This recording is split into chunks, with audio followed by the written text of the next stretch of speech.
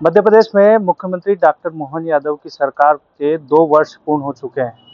हम इस वक्त मौजूद हैं उज्जैन के बड़नगर में। अब यहीं से आम लोगों से जानेंगे कि इन 2 वर्षों में सरकार ने क्या कुछ करा है और क्या कुछ विकास हुए हैं। भाई साहब बताएं, क्या कुछ विकास हुए हैं जब उज्जैन और मध्य प्रदेश में? जब से मध्य प्रदेश में डॉक्टर मोहन यादव जी की सरकार बनी है, लगातार विकास कार्य आगे बढ़ रहे हैं।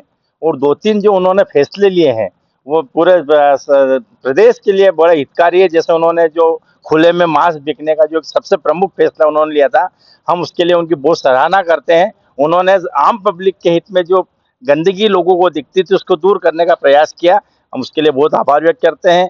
और सड़कों का जो जाल लगातार बिछ रहा है, और उज्जैन में सिंहस्थ की जो तैयारी चल रही है, मेरे ख्याल से विश्व का जो अभी तक के सिंहस्थ हुए हैं, उसमें सबसे अच्छा सिंहस्थ ये होगा। इस सिंहस्थ को 2 माह का भी कर दिया, समय भी इन्होंने बढ़ाया है, तो बहुत अच्छा सिंहस्थ और बहुत व्यापक स्तर पर इसकी तैयारी चल रही है। स्वास्थ्य के क्षेत्र में लगातार सरकार बहुत अच्छे काम कर रही है। बच्चों को और हमारे जो भी मरीज होते हैं उनको फ्री दवाएं देना, और वहाँ पर अच्छी जांचों की व्यवस्था सरकार द्वारा की जा रही है। इसके अलावा शिक्षा के क्षेत्र में जो सांदीपनि विद्यालय पूरे प्रदेश में बनाए जा रहे हैं, उससे उच्च शिक्षा कि जो अब गरीब तबका जो अच्छे स्कूलों में जाने के लिए तरसता था, समझता था कि मैं इस स्कूल ऐसे स्कूल में पढ़ सकूंगा कि नहीं, ऐसे बच्चों के लिए वो वरदान साबित हुए हैं। इस एक की घटना मेरे को याद आ रही है। अभी बीच में हमारे यहाँ बाहर से, राजस्थान से कुछ शिक्षक आए थे। उन्होंने जब अपना सीएम राइज स्कूल सांदीपनि विद्यालय देखा, तो उनका पहली टिप्पणी थी कि ये प्राइवेट है क्या। मैंने कहा नहीं, ये मध्य प्रदेश सरकार का स्कूल है। तो उन्होंने बड़ा आश्चर्य व्यक्त किया। इस श्रेणी के स्कूल पूरे प्रदेश में सरकार बना रही है। मैं बहुत बहुत आभार व्यक्त करता हूँ, बहुत बहुत साधुवाद देता हूँ। महिलाएं भी हमारे साथ मौजूद हैं। दीदी बताएं, किस प्रकार से सरकार के 2 साल पूर्ण हुए हैं, क्या लगता है क्या कुछ काम हुए? हमारी मध्य प्रदेश सरकार ने सबसे पहले तो जो लाडली बहनों की जो योजना चलाई है, वो पूरे हिंदुस्तान में एक डंका बजा बजा रखा है।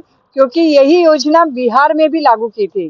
क्योंकि बिहार में भी आज बहनों को लाडली बहनों के स्वरूप ही दूसरी बहनों के नाम से उनकी योजना जानकी योजना के नाम से शुरू करी है।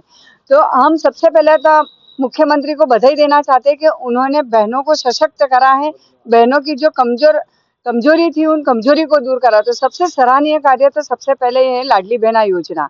दूसरा, शिक्षा जगत में जो उन्होंने उच्च शिक्षा के लिए जो स्टूडेंट अब्रॉड जाना चाहते हैं, उसके लिए जो छात्रवृत्ति उन्होंने योजना शुरू करी है, वो सभी वर्ग के बच्चों के लिए लाभदायी है।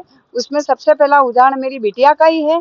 मेरी बिटिया आज से 5 साल पहले उसने जब फॉर्म सबमिट करा था, तो हमको ये नहीं पता था कि अपने मध्य प्रदेश की सरकार की योजना का इसको लाभ मिलेगा। और उसके पूरी छात्रवृत्ति वहाँ के लिए मिली, और वो आज जो लंदन में एमएस कर चुकी है और आज लंदन में अभ्यासरत है।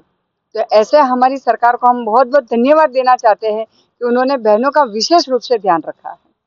वैसे अब आप क्या कहना चाहेंगे, 2 साल पूर्ण कर चुकी है सरकार, क्या कुछ काम हुए हैं बड़नगर या प्रदेश की बात करें? प्रदेश की बात करें तो जिस प्रकार से माननीय मुख्यमंत्री जी डॉक्टर मोहन यादव जी ने सनातन धर्म और धार्मिक और सांस्कृतिक पहलू को जो छुआ है, वो बहुत ही आम जनता को छूने वाला हम सबके लिए निर्णय है। महाकाल मंदिर का हो, सिंहस्थ की तैयारी का हो, ओकारेश्वर हो, या शिप्रा शुद्धिकरण हो, या नर्मदा जी का जल की बात हो, माननीय मुख्यमंत्री जी हम जिस क्षेत्र में रहते हैं, आपने देखा होगा कि सबसे पहले अगर वो आए तो हमारे दंगवाड़ा आए थे, बोरेश्वर महादेव, कपिलेश्वर महादेव।